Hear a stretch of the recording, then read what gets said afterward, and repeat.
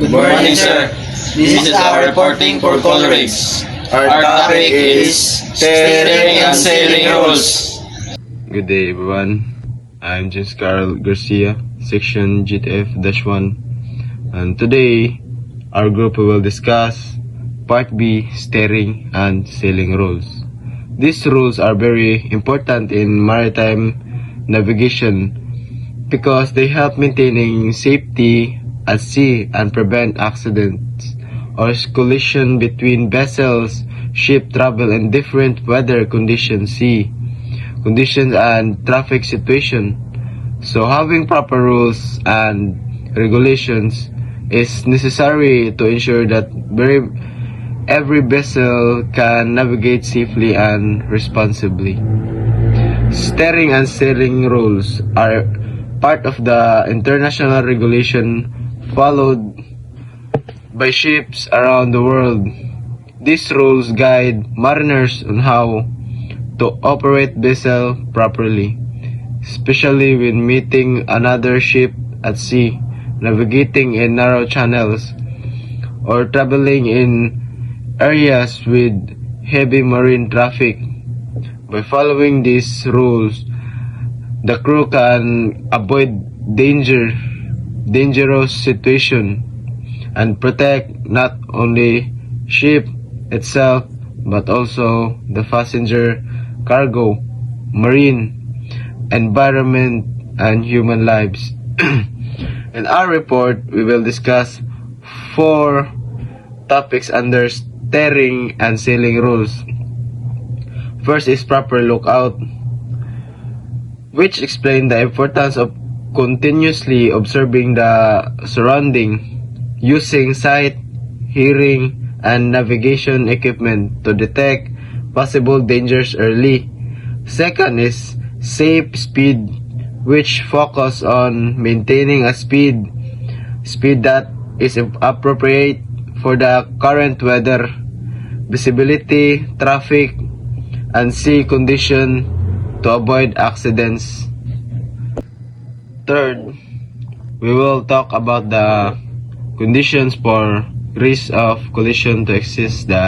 This topic explain how mariners determine if 2 vessels are danger or colliding and the action that should be taken immediately when risk is prevent. Lastly, we will discuss the conduct of vessel navigating in narrow channels or traffic separation, which explain the proper movement and behavior of ship and restricted waterways and organized traffic lanes. Overall, steering and sailing rules play a major role in maintaining discipline, order, and safety in maritime transportation. Without these rules, navigation at sea would become dangerous and disorganized as future maritime professionals. It is important for us to understand and apply the rules correctly because safety should always be the first priority at sea. Sir, my name is Rene Boy de Pulido from section GTF-1. The topic is steering and sailing rules. A. Proper lookout. Number 1. Every vessel should at all times maintain a proper lookout by sight and hearing as well as by all available means appreciate in the prevailing circumstances and conditions so as to make a full appraisal of the situation of and risk of collision. Number 2, sir. Lookout duties include detecting ships hazard, navigational marks, and changes in environmental. Number 3. Must be performed by a competent person, not slowly relying on radar equipment. Number 4. Required in all conditions, goods visibility, restricted visibility, day and night. Number 5. Lookout must be positioned to have an obstructed view and not be distracted by other tasks. My name is Robic Bueno. Our topic is steering and sailing rules.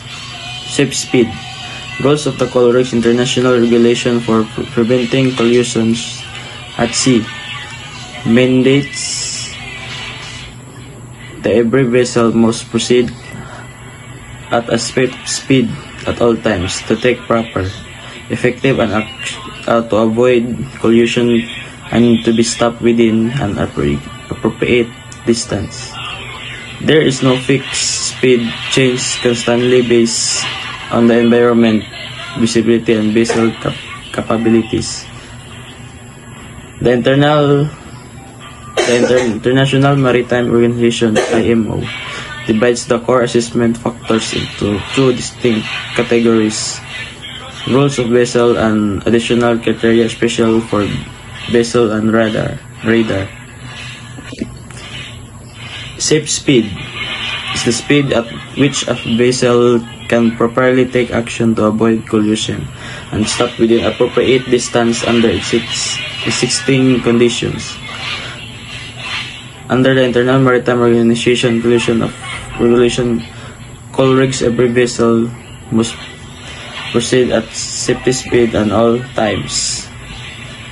Factors considered in determining safe speed. Number 1. Visibility. Fog, rain, haze, and darkness reduce visibility.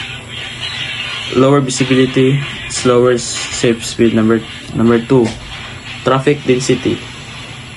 More ships in the area require reduced speed. Number 3. Background lighting. Assure lights of reflection can make navigation lights hard to identify. Number 4. Weather, sea, and current. Strong winds, waves, and current effect control the vessels. My name is Carl Stephen Tamizola, G2F-1. Our topic is steering and sailing rules. C. Condition for risk of collision to access. Rule 7 Colorix definition. Risk of collision exists when the compass bearing of an approaching vessel does not change significantly or distance reduce dangerously, making collision likely unless actions is taken. It is demand to access unless clearly rule out. Even small bearing change can mean risk at close range. A speed at which a vessel can take proper, timely action to avoid collision and be brought to a complete stop within a distance suitable for prevailing conditions. Visibility, traffic, water depth, then vessel must keep to the outer limits, starboard side of the channel. Keep clear of larger vessels restricted by them. Do not vessels following the channel. Traffic separation. Vessels navigate in designed traffic lanes. Follow direction of flow, cross lanes at right angles. Avoid separation zones, encourage areas, and do not impede vessels within lanes. Topic D. Conduct of vessel in narrow channels or traffic separation scheme. The fourth topic is the conduct of vessel navigating in narrow channels or traffic separation schemes under Rule 9 and Rule 10 of Colregs. In narrow channels, Vessels must keep as near as possible to the outer limit of the channel on their starboard side. This allows safer passage for vessels moving in opposite directions. Large vessels with deep draft are often limited in their ability to maneuver. Smaller vessels should avoid obstructing their safe passage.